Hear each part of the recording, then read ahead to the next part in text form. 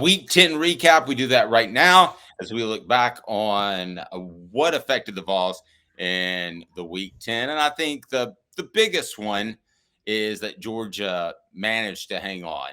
It to me had two major impacts on the way I think about the Vols. The Vols are going to face a tougher, more athletic team than they faced in Missouri last year, as long as they're not down emotionally. And the other thing that it reminded me of, until find a way to win, you're more likely to find a way to lose in big games. So Tennessee has found a way to win in big games. Missouri has not. So if this thing's close late, I think it benefits the Vols. I could see that. That's probably one of the big takeaways. The biggest one is with that, Georgia finally got a quality win. So you will see this when my top 10 comes. But Georgia has finally earned their way into my top 5 as an undefeated team. You know who hasn't earned their way into my top 5 as an undefeated team? Michigan, because Michigan still has played nothing but air. And like Michigan could have given all their signs to all their opponents and still would have won by as much as they won by. So it's you guys will notice that Michigan is below a bunch of one-loss teams. But yes, Georgia playing Missouri. I mean, Georgia played down to Missouri. We know that. And y'all, you know how I feel about Mike Bobo and Carson Beck. I don't think that's a good combination. And it's going to get exposed at some point. And with the Michigan thing, I told you early on that they passed the eye test. I heard a stat, and I'll dig it up.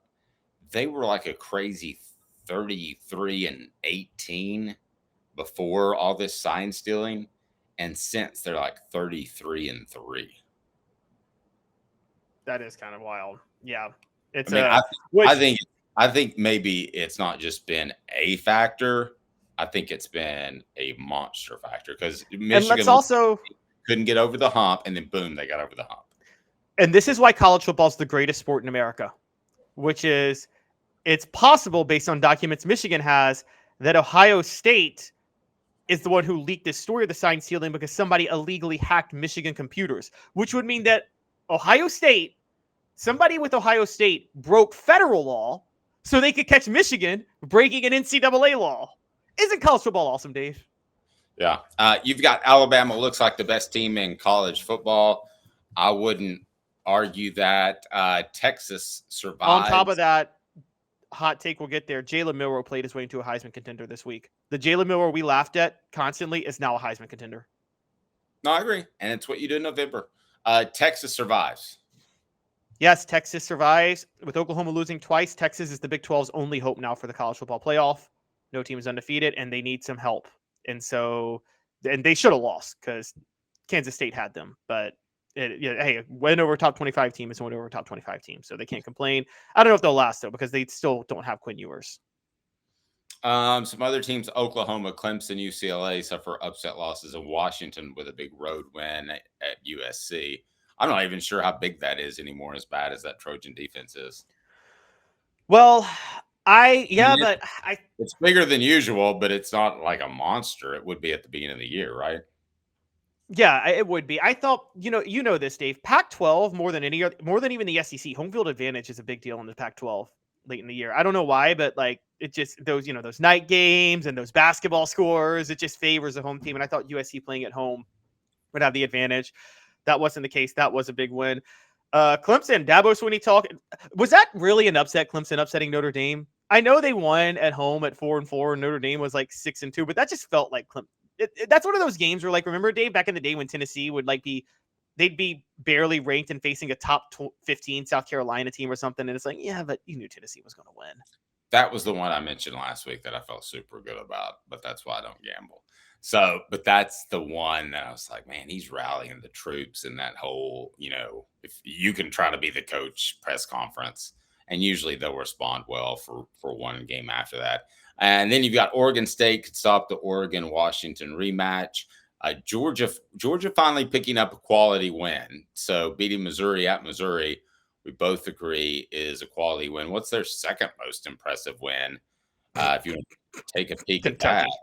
Kentucky. I mean, really. The Big Ten, Big Three stay alive in college football. The Big Ten might get 3 teams into the college football playoff, but I just don't think they're going to allow that politically. What happens, Dave, though, and here's where it gets crazy. Penn State plays Michigan this week. What happens if Penn State beats Michigan and then Michigan beats Ohio State? And they all have 3 losses. It's a 3-way tie for the East, and they all beat each other. That you can't even determine who goes and plays for the Big Ten title at that point. And what do you do? That's going to be brutal to figure out, honestly. And then on the takeaways, college football Heisman race, Michael Penix at number 1, Bo Nix. It's hard for me to say that, but it's true. Number 2, Jordan Travis. Number 3, Ollie Gordon the second. Jalen Milroe skyrocketing. He's at number 5. He wasn't even on this list a week ago. And what the college football playoff should look like for Caleb Calhoun: Ohio State 1, Washington 2, Florida State 3, Georgia 4, Oregon 5, Texas 6, Alabama 7, Ole Miss 8, Penn State 9, Michigan 10. Of those 10, all still have the ability to control their own destiny, right? I mean, if they win out, they're going to make it, right? All of them. Well, no, Texas won't make it with a loss. Because Texas doesn't play any of the undefeated teams. They need some other teams to lose. But everybody below Texas, and then Ole Miss too. Ole Miss doesn't control their own destiny either, because Ole Miss isn't going to win the West. There's no way Alabama's not going to the SEC title game now. So Ole Miss and Texas don't. And then there's one more one-loss team, which is Louisville at number 11. They actually control their destiny more than Ole Miss or Texas do, because Louisville will play Florida State if they win out, which is a big deal. So I think taking that into account, I think Ole Miss. I think Ole Miss is going to fall eventually, but I do think that right now I guess it's safe to say there are 9 teams that control their own destiny, or there are 18. No, there are 9 teams that control their own destiny, and 11 one-loss or undefeated teams right now. Depending on how things shake out, Dave, this week or so, we might be very close to a conversation of a 2-loss team in the playoff race. We're not far off from that. No, I think you're going to be. When they expand to 12, I think you're going to have talk of a 3-loss team. Oh, yeah, when they go to 12. But I'm talking about this year. We're close to a conversation of a 2-loss, which, by the way, well, I mean, we had that conversation last year, though. Because, Tennessee was in the conversation. They were going to pass Alabama. But they weren't in the conversation after they lost to South Carolina. It was over after they lost to South Carolina. That was their second loss. I'm talking about a team with 2 losses. Well, how many losses did Alabama have when they finished 5th? Alabama had 2 losses also, but so you can be in the conversation with 2 losses. Yes, and Nick Saban thinks they should have gotten in because of Vegas, because that's Nick Saban being Nick Saban. But it was close. There were a lot of, but it hasn't happened yet. We haven't seen a 2-loss team squeak into the playoff. Meanwhile, when you had the BCS, somehow LSU got in with 2 losses in 2007, because remember Les Miles' selling point, Dave? He said, we haven't lost to anybody in regulation this year because both their losses were into overtime. And the voters were like, well, that makes sense to me. Let's put them in. I would hope not. Portions of the program brought to you by Herald Group Security Solutions, leadership experience, a specialization, addressing problems through unique mission-specific mitigation techniques, making your children safer one school at a time.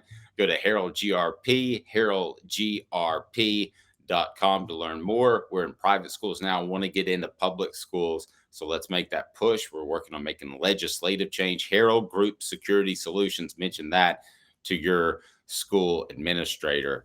And as far as Caleb, when we look at the recap from the weekend, if there's one story that most affects Tennessee, it's Georgia, Missouri, right? Because if Georgia loses, then we're having a way different conversation.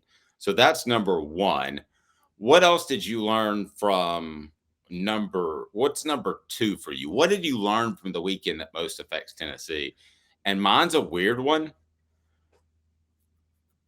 but it is Florida just being atrocious, and how the voters will take that into play. So if there is somehow, some way Tennessee works themselves into that conversation, you're going to look back at that Florida loss and go, that's just not bad. That's really bad. Yeah, I can agree with you on that. I got a third one though, Dave, and this is a big one because this is okay, and it goes to the college football playoff talk because we talked about a 2-loss team flirting. You know what Tennessee can have a real problem with? If Tennessee is going to win the East, which they have to do to get a college football playoff hope, they need Ole Miss to beat Georgia this week, right? Right. If Ole Miss beats Georgia, and then Tennessee beats Georgia the next week, and say Tennessee goes and wins the East, they'll play, and say they play Alabama in an SEC title game rematch and win, and Tennessee wins the SEC title and is sitting at 11-2.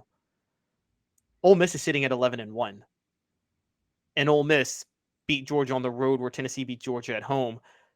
There's a really good chance the college football playoff voters would say, even though Tennessee won the SEC, Ole Miss has the better resume. They should get in. They did that. Now I will say brand helps. I do believe, and I don't know if you think this, I think voters care about brand a little bit. They won't admit it, but they take brand into account, don't they?